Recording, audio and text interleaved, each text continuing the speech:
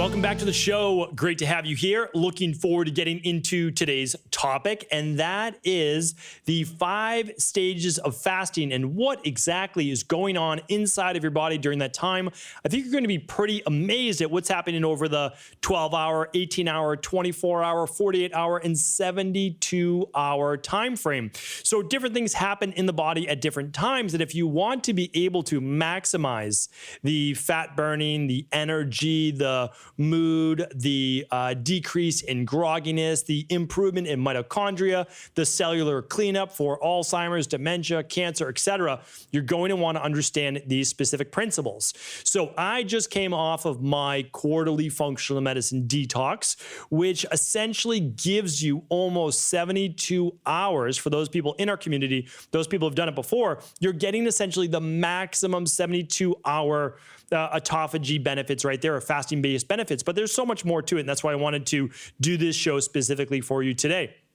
So what I did, and what many people do, they're going on this specific liquid-based fast. That's why it doesn't have to be complete just water. I'm going to share that just a little bit more with you here today, but really trying to get into those 5 phases. So what happens, though, is when you're moving through the different stages, different things are happening in your body, and that's why if you're not taking advantage of it, you might not be able to get those anti-aging, wellness, weight loss benefits that you're looking for. And again, someone like me, I've met my goal weight a few years back. I'm where I want to be. So yeah, I'll lose a little bit of weight. There's no doubt about it during some of these 7-day functional medicine detoxes that I do, but I'm able to put that weight back on should I choose to. So not really an issue there. What I'm looking for are the wellness and anti-aging benefits that compound over time. So what I want to do today is I want you to head over to stevencabral.com/1818. And here's why. I'm going to link up a couple of previous podcasts that I think are essential for you to know more about fasting and to do it properly, because you don't want to just do this willy-nilly, as they say. You really don't. You want to be able to do it carefully. You want to do it in a smart way. And I just want to make sure that you maximize your benefits and you minimize your downsides. So I think it was just last week, if I'm pulling up my show notes here, the 4 types of fasts every human should be doing. That's the one, no doubt about it. Check out that one after this show. So if you didn't listen to episode 1811, we will link that up for you today. And you know what? I'll link up all the previous fasting shows as well. We have a whole new fasting podcast category dedicated to that. Because what I really want to do right now is I want to spend our time going through these 5 stages.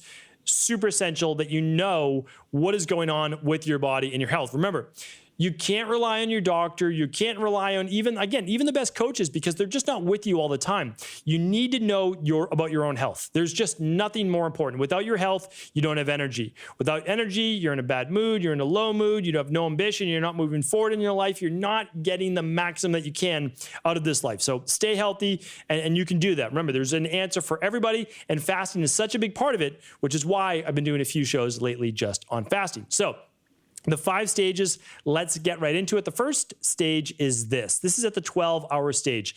This is the stage that everybody should be getting to, except for that small percentage of people with hypoglycemia and adrenal-based issues, okay?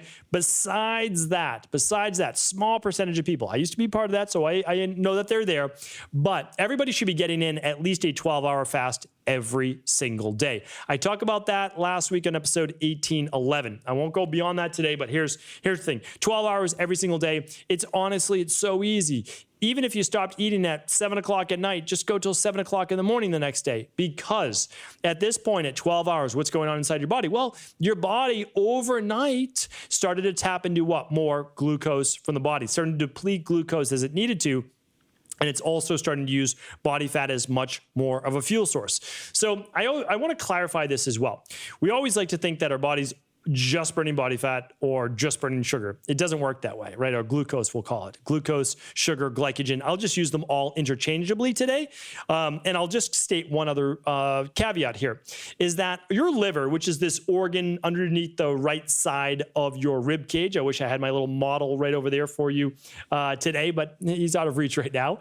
But that liver, and it's a big organ, right? It's a big organ in the body, but that liver holds, at least for most people, about 90 grams of stored, let's just call it sugar, of glycogen. That means you have supplies, okay? So before you ever start making, producing a lot of ketones and those types of things, your body says, hey, I have this sugar in reserve. And that's not a bad thing. Believe me, your brain is using probably more than half at any given time. You're using a lot of glucose as a fuel source. Now, I know a lot of people saying, but it can use ketones. It can. I'm not saying that it can't. We're going to get to that in just a second. Stay with me. So here's the thing. Your body, though, starts to use, as your body hasn't gotten any food, any carbs, any protein, it starts to dip in blood sugar, and it will start to tap into some of those glycogen reserves in the liver. Great. So we can start to use that to just maintain a normal blood sugar level. Again, it's not going to spike your own blood sugar. It's going to maintain a normal level, but at the same time, start tapping into greater amounts of body fat. That's a good thing. And small amounts of autophagy will take place. A lot of times we think we need to reach a certain number, and we'll get to that in a moment, of hours fasted before we get into autophagy. It's actually not the case. Your body is cleaning up. It is, and if you don't know about autophagy, I'll link up at least one show for you today at 1818, but you can always just go to stevencabral.com/podcasts. And once you're there, there's a search box. Just scroll a little bit down. Type in autophagy. It's just spelled AUTOPHAGY, autophagy, okay? Autophagy means autophagocytosis, and that is basically cellular cleanup, okay? That's how it works. Your body's going in, I always like to say like Pac-Woman or Pac-Man, and cleaning house, just getting rid of the garbage, using it as fuel. So we're gonna be talking about that. So at 12 hours, that's what's happening. That's the first stage. Everyone should be reaching that on a daily basis, okay? That's important. Now, the next stage is 18 hours. Most people aren't fasting 18 hours a day, nor should they be every single day. Not every single day, okay?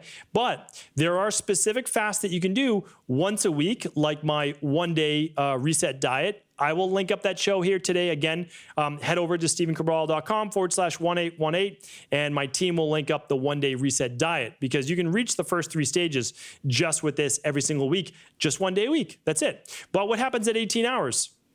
Cellular cleanup, okay? Cellular cleanup. Now autophagy begins to kick in. What does cellular cleanup mean? Well, bacteria, amino acids that shouldn't be there, all sorts of, because I want to say cellular waste. So here's the thing, without getting too deep into cellular biology, your body is turning over red blood cells every 120 days maximum inside your body, okay?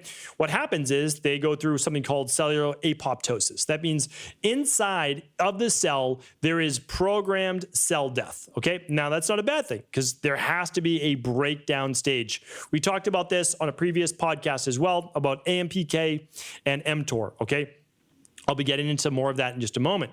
But what happens is the body has a anabolic stage building up, that's mTOR, and then it has more of a catabolic stage breaking down, that's the APK.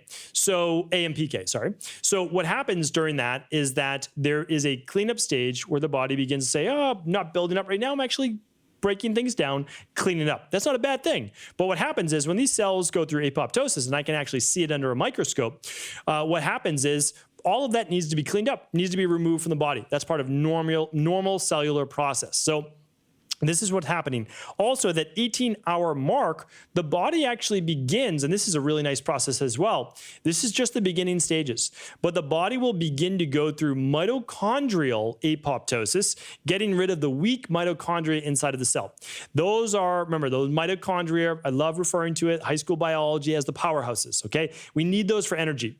We need those for what we will call ATP production, right? Adenosine triphosphate. And that's really important as well. So we need that for cellular energy. So those work with glucose, works with oxygen. Well, what happens though, it doesn't happen until a little bit later, we start to break down the weak ones.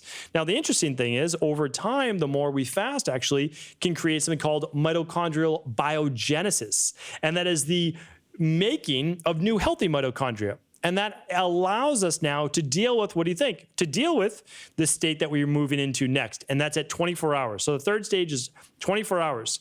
This is what I call, so every stage has, I give it a name. So at 12 hours, it's the depleting the glucose reserve stage. So we haven't depleted them fully yet, not at all, but we're depleting them out of the liver glycogen reserves. 18 hours, the stage I call it is the cellular cleanup stage. We begin to clean house inside of the body. Get rid of that old cellular debris that's floating around. and the interstitial fluid, meaning like between the healthy cells, the interstitial milieu is what we call it. Clean that up so all the good nutrients can come in and get rid of the waste. Remember, you have what, 30 trillion cells in your body? They all create waste. Get rid of that waste. Clean it up. Remember, if you don't have more food coming in, there's not more waste being created. So we get to take that time and get rid of the old waste that's always being created for the body. That's why fasting is so powerful. At 24 hours, I call it mass scale autophagy. At this point, autophagy has fully kicked in. This is really important. That means cellular cleanup has fully kicked in, but also, this is important, AMPK has now overtaken mTOR activity. That means AMPK is on the increase and that mTOR is on the decline. So the body now is becoming more catabolic, less anabolic.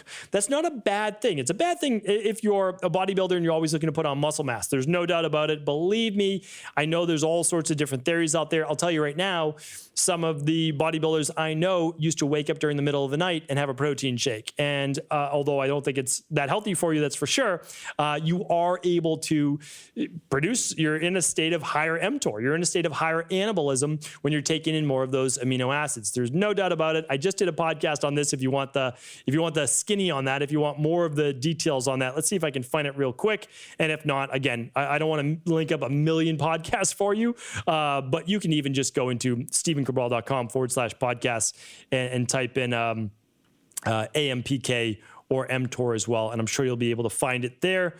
And I can't find it right now, but we'll link it up again at 1818 for you. And that's on AMPK and that is on mTOR. That's extremely important because, again, if you are not properly using fasting, it can lead potentially to cancer. And that's really, really important to look at that. But so exercise as well. And I know not a lot of people do this during their fasting, and that's okay.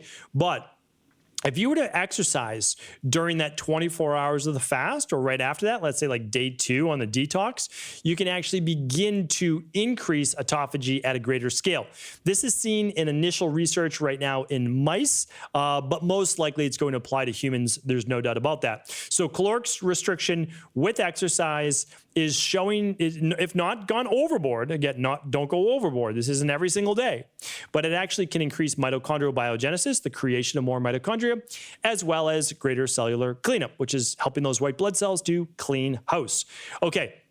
This is also at this stage at 24 hours when misfolded proteins that can cause and lead to, or at least link to Alzheimer's can be cleaned up as well. So that's why, again, I talked about this in episode 1811 for a weekly 24-hour fast. Highly recommend it. For me, honestly, it's as easy as going Sunday night dinner with my family to Monday night dinner with my family. And then all day during the day, I'm just doing my DNS shakes or I'm just doing water herbal tea. Your choice. Honestly, it depends on how strong your body is, how it feels, and what's right for you. So if you're looking to preserve a little bit more, if you're looking to give your liver a little bit more detox support, you'll use the DNS shakes. Those are just daily nutritional support shakes in just one scoop at breakfast, lunch, and mid-afternoon. Until dinner, lots of water as well. Or you're just doing water fast, whatever works for you for that one day. But again, that's on 1811. All right, really important. So that 24 hours is what I call mass scale autophagy. You're getting autophagy at a much greater degree. Now at 48 hours, it's 2 days without food. All right, 2 days without food. I call this the body surges forward for life stage. Now here's why I say that. Because mTOR is fully downregulated, okay? So mTOR is downregulated. Ketones are being produced at a greater level now, if they haven't already, because typically at 2 days, for most people, not everyone, by 2 days to definitely 3 days, glycogen reserves have been depleted. So the body, instead of rapidly breaking down muscle tissue, actually, let me just correct one thing. Just in a moment, I'll talk about that. But what's happening is the liver glycogen, so your sugar stores have been depleted. Now the liver is starting to produce more ketones. Ketones are being used for brain fuel and body fuel. And at this point, a lot of people like to say, well, you become more fat adapted. Remember, you're fat adapted even when you're not producing ketones. I just want to make that perfectly clear. Your body's producing, using more fat than anything else overnight, as long as your blood sugar levels are stable or lower than essentially 100 at night. So again, you're always fat adapted. Please don't think that you are not. That is marketing gimmick. You're always fat adapted unless you have blood sugar dysregulation. And when blood sugar is high, yes, then you're not going to be fat adapted. But again, you just want to, again, healthy people who don't have type 2 diabetes are fat adapted. That's just the way that it is. Your body works with glucose and it works with the anaerobic part of the body, anaerobic with glucose and aerobic more with oxygen and body fat burning.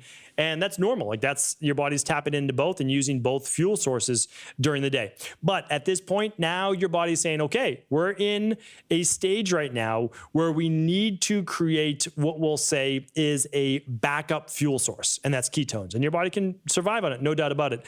Potential body aches, potential headaches, potential grogginess and brain fog as your body is switching from being able to use the last of its glycogen to now having to switch over to glucose. We also see at this point probably the lowest peak, getting towards the lowest peak in insulin. And when this happens, once you make it past that, they call it sometimes the keto flu stage, you're actually able to then get a lot of the anti-inflammatory benefits that may benefit you in terms of, let's say, immune dysregulation, autoimmune issues, et cetera. Again, I'm not providing any medical advice, any treatment plans here or cures, but once you're at the 2-day mark, like after, at dinner time, let's say your second day of, let's say, our functional medicine detox, you're already there. So this is also, you're going to get a surge. That's why I call it the surge for life. You're getting a surge of ketones, but you're getting a surge of growth hormone. So natural growth hormone is being produced to a greater level at this point. And we're doing that because the body is producing more of the hunger hormone, ghrelin. So the body's saying, okay, we're hungry right now. It's been 2 days. We need to be able to get out there and find food.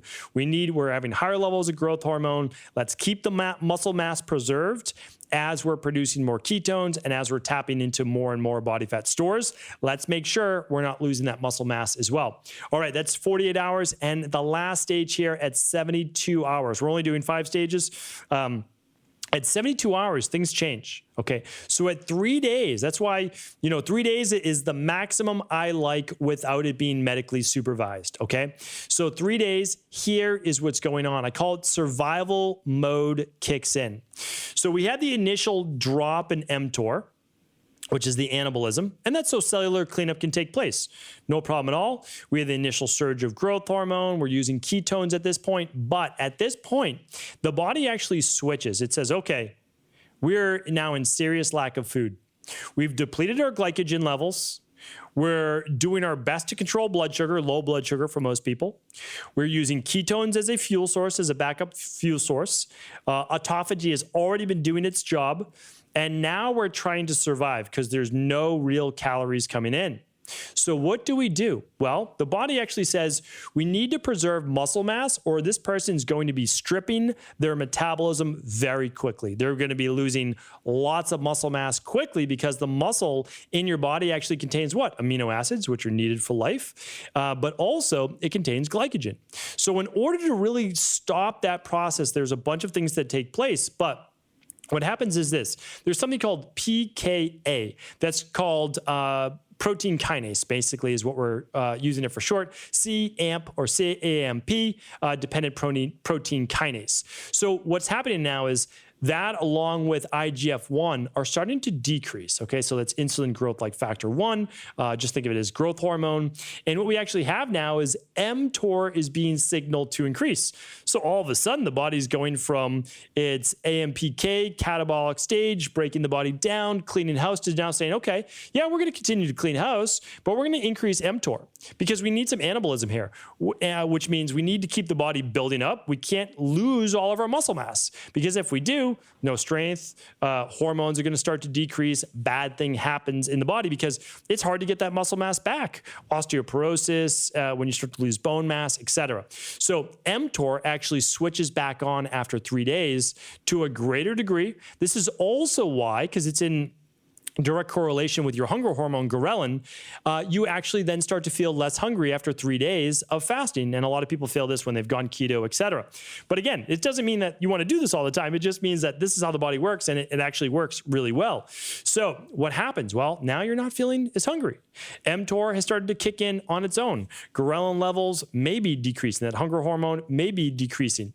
For a lot of people, I've done a long-term fast. I've talked about that on last week's show as well. You can tune in for that. And at this point, when we're reducing basically at 3 days IGF-1, so growth hormone, and we're reducing PKA, the protein kinase, we are improving the body's stress resistance, and we are moving into a regeneration stage of what are called stem cells, or the hematopoietic stem cells. And I just 2 Fridays ago talked about this on my Friday review about what is this key to rejuvenate in the body. Like, what is the fountain of youth? Well, they're looking at it right now. It's like, what happens when they put in the stem cells from young mice into older mice? What happened was we started to see rejuvenation across the body.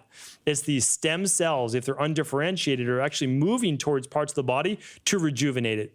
That goes for organs. It goes for all sorts of different cells in the body. Pretty amazing research. Now, our body does that automatically at that 3 days. So this is why, again, you don't want to do this all the time. I recommend it quarterly. Some people might do it monthly. But if you can get to a 3-day fast, again, it's not for everyone. You have to start with 12 hours, then 18 hours. How'd you do? Then let's say Sunday night to Monday night, like I do, once a week, 24 hours. How are you doing? Okay. Then can you get to this stage?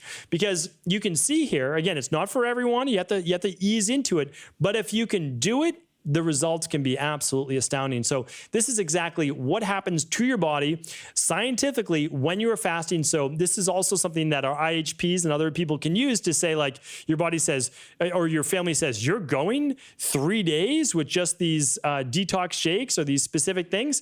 And you say, yes. And here's why. This is exactly what's happening. So again, if this show's helpful and someone wants to know the science behind it and how you can really stave off a lot of these degenerative-based issues, things like Alzheimer's, etc., you have to understand is like your body knows how to do this.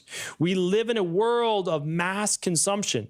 Sometimes we need to take a break from that. And if we do, the results can be pretty fantastic. So hopefully the show was helpful. If it was, please do feel free to share it with anyone else you believe it could serve. And all of the show notes, all the previous shows, the different links will be at stephencabral.com/1818. That's where everything will be. And if you want to check out the specific quarterly detox that I just did, and I do every 12 weeks, you can go to equi.life, that's EQUI.LIFE /detox for more information. Take care, everyone.